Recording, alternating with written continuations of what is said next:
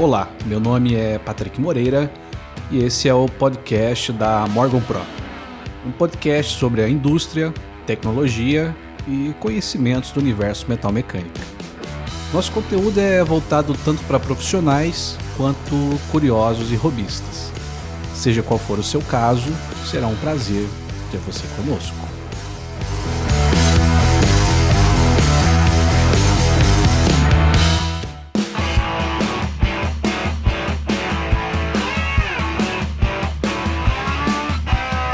No episódio de hoje, a gente vai começar a abordar um tema crucial para a qualidade e o sucesso da solda, que é a escolha dos gases de proteção. Tão importante quanto entender dos materiais, dos equipamentos e das principais técnicas de solda é entender o papel dos gases de proteção na solda.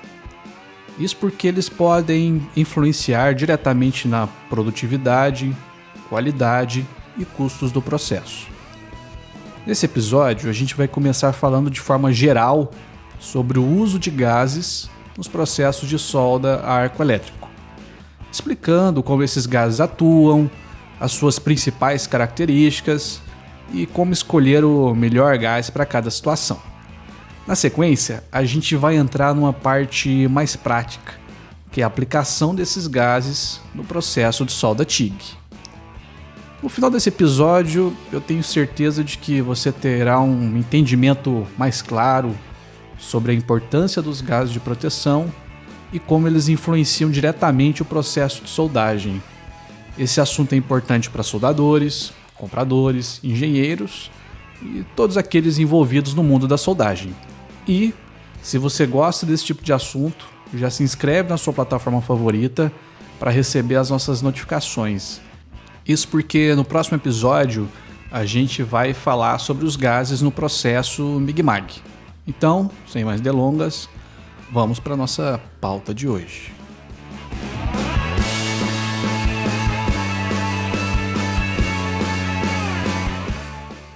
Bom, antes da gente entrar nos detalhes específicos dos gases de proteção para cada processo, é importante entender a função geral deles nos processos de soldagem. Os gases de proteção têm um papel fundamental de proteger o arco de soldagem e o metal fundido da contaminação atmosférica. Ou seja, quando o metal é aquecido no processo de soldagem, ele se torna muito suscetível a reações com oxigênio, nitrogênio, umidade e outros elementos presentes no ar.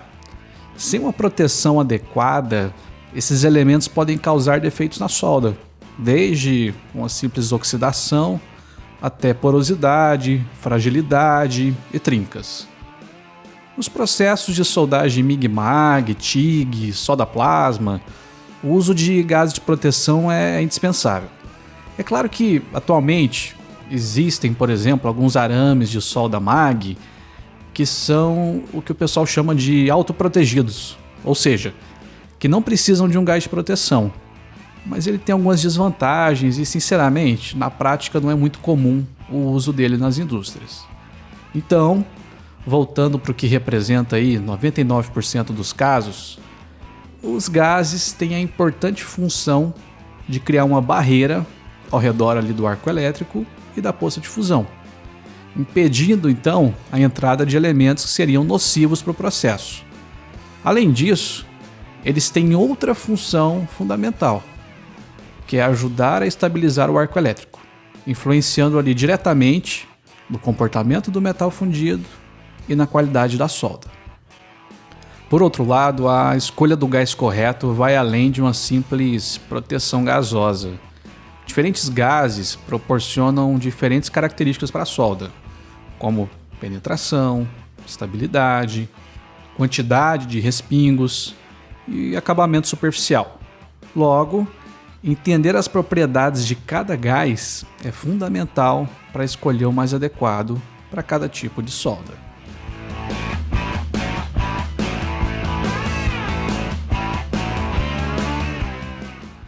Vamos falar então de como deve ser o processo de escolha de um gás de solda.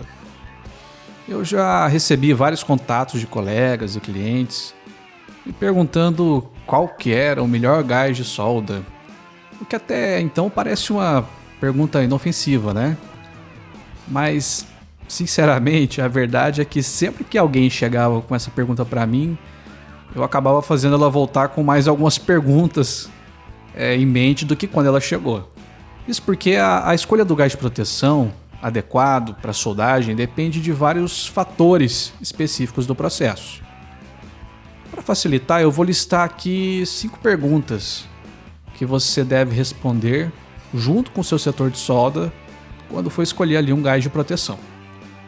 E mesmo que você não seja a pessoa responsável por definir qual é o gás a ser utilizado, já ter todas essas informações em mãos vai agilizar e muito o processo de especificação do gás de solda pelo especialista que for ajudar você nessa tarefa. A primeira pergunta é sobre qual é o material a ser soldado. O material que você está soldando é um dos principais fatores na escolha do gás.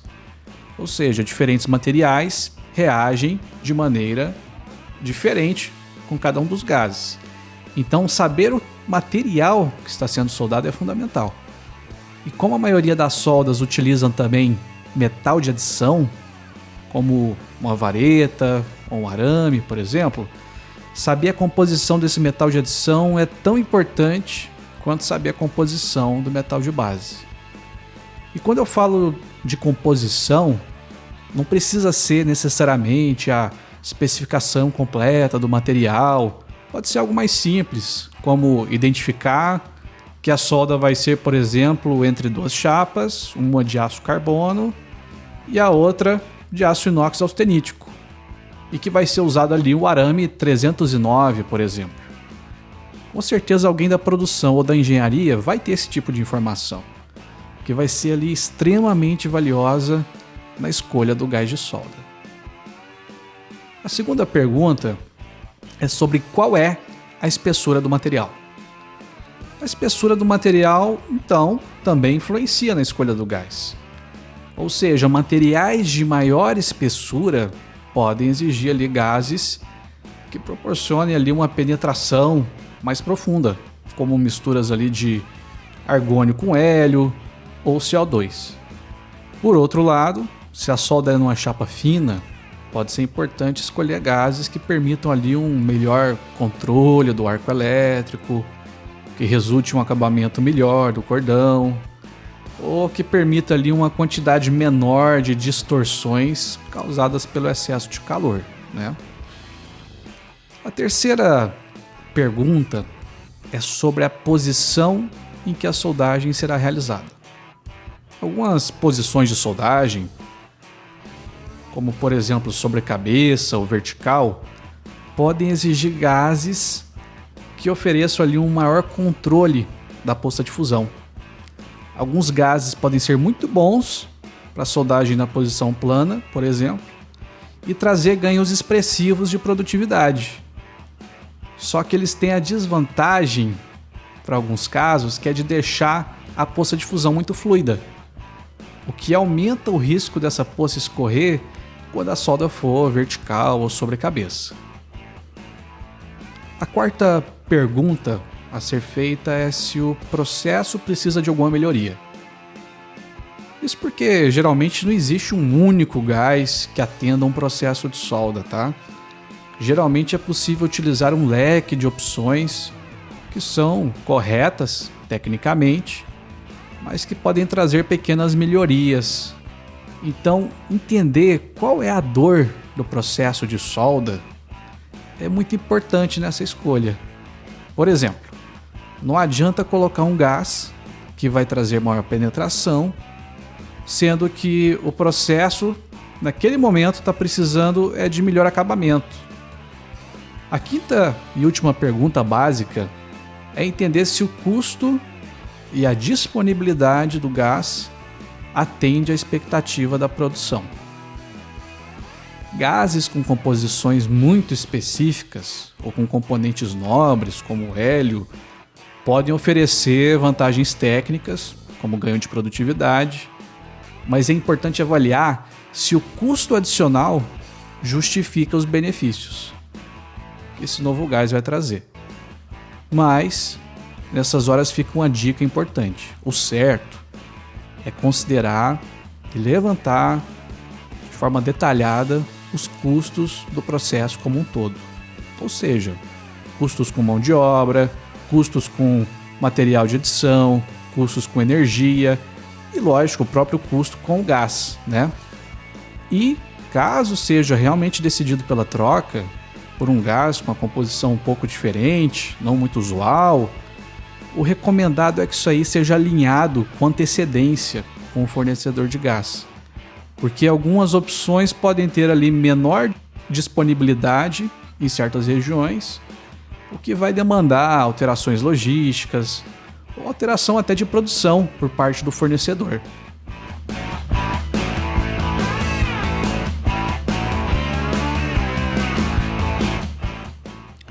Bom, vamos agora para uma parte mais prática, que é falar sobre gases para soldagem TIG. O processo de soldagem TIG, como a maioria já conhece, ele utiliza um eletrodo de tungstênio, que é não consumível, e um gás inerte para proteger ali tanto esse eletrodo quanto a poça de fusão. O gás mais comum no processo TIG é o argônio, e ele atende muito bem a maioria dos casos. O argônio ele é considerado um gás inerte, o que significa que ele não reage quimicamente com o metal fundido, além de proporcionar uma proteção eficaz contra a contaminação atmosférica. Lembrando que quando utilizamos um gás na soldagem, na região próxima da solda, ele acaba expulsando o ar atmosférico e os contaminantes que existem nele. Além disso, o argônio oferece excelente controle do arco elétrico, permitindo uma soldagem precisa e de alta qualidade. Porém, em alguns casos, misturas de gases podem ser utilizadas para otimizar o processo de soldagem TIG. Uma mistura comum nesses casos é a mistura de argônio com hélio. O hélio aumenta a energia do arco, falando de uma forma mais simples, né? Resultando ali em uma penetração mais profunda e uma maior velocidade de soldagem. Isso é útil, por exemplo, para soldar materiais de maior espessura, onde o argônio puro pode ali não ser suficiente para garantir a penetração adequada. Outra situação que é interessante utilizar misturas com hélio é quando vai ser soldado material que tem uma condutividade térmica alta, ou seja, um material que dissipa calor muito rápido. Dois exemplos são o alumínio e o cobre. Nesse caso, o hélio ajuda a garantir uma boa penetração por deixar o arco elétrico com mais energia, enquanto ali a tendência natural desses materiais é de ter uma poça de fusão que esfria mais rápido.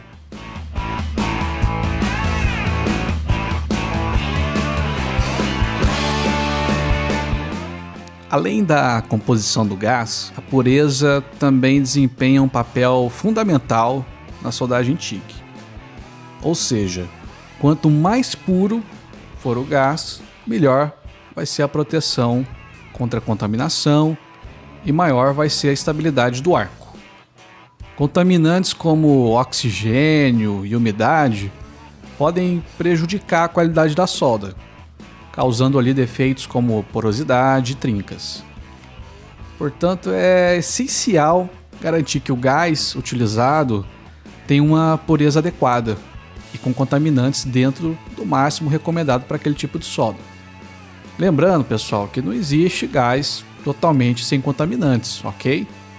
Além disso, um elemento que é considerado um contaminante em um processo pode ser benéfico para outro tipo de processo. Um exemplo disso é o nitrogênio. Embora em temperatura ambiente ele seja considerado um gás inerte, nas temperaturas da soldagem ele pode sim ser considerado um gás reativo com alguns materiais. Por exemplo, a presença de nitrogênio para soldar aço carbono geralmente é indesejada e pode causar fragilização da solda. Por outro lado, quando a gente está soldando o aço inox, um pequeno percentual ali de nitrogênio pode ser positivo para estabilizar o que a gente chama de fase austenita, né, em altas temperaturas. Por isso, quando a gente vai soldar aço inox do tipo duplex ou do tipo super duplex no processo TIG, pode ser recomendado uma mistura de argônio com um pequeno percentual de nitrogênio. Bom, falando em mistura interessante para soldar inox no processo TIG, a gente tem também a opção de utilizar um pouco de hidrogênio para soldar esse tipo de material. Isso mesmo, aquele hidrogênio que é usado como combustível de foguete. Embora seja um gás inflamável, em pequenas concentrações ele não oferece risco. E se a gente usar um pouco de hidrogênio com argônio para soldar aço inox, a solda vai ficar ali com excelente acabamento.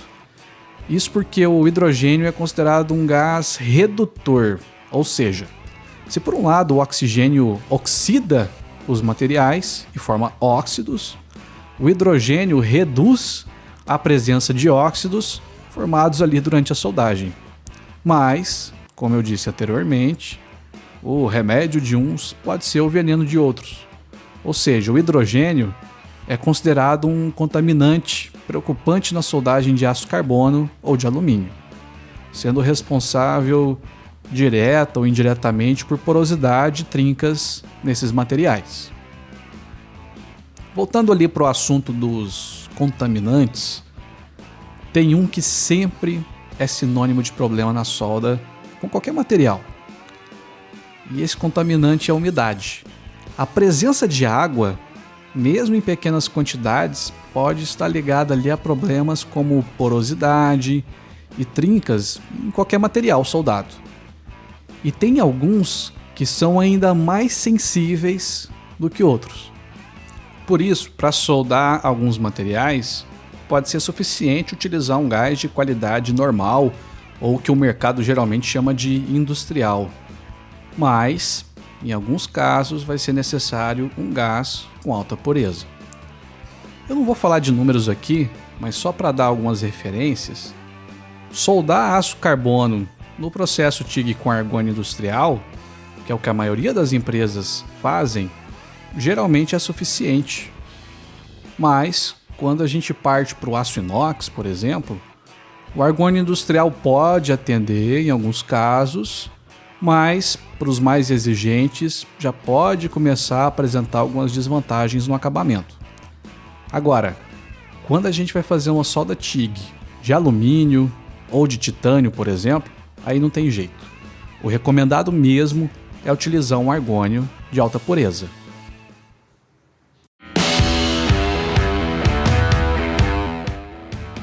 Bom, chegamos ao final do episódio de hoje, em que discutimos a importância dos gases de proteção na soldagem a arco elétrico. A gente também listou algumas dicas para facilitar a escolha do gás adequado para cada situação, além de destacar a relevância da pureza dos gases e o impacto de possíveis contaminantes no resultado final da solda.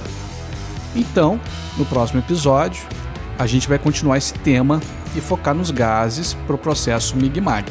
Combinado? Se você gostou do assunto de hoje, siga o podcast da Morgan Pro no seu aplicativo favorito e compartilhe com seus amigos e colegas de trabalho. Meu nome é Patrick Moreira e foi um prazer ter você conosco.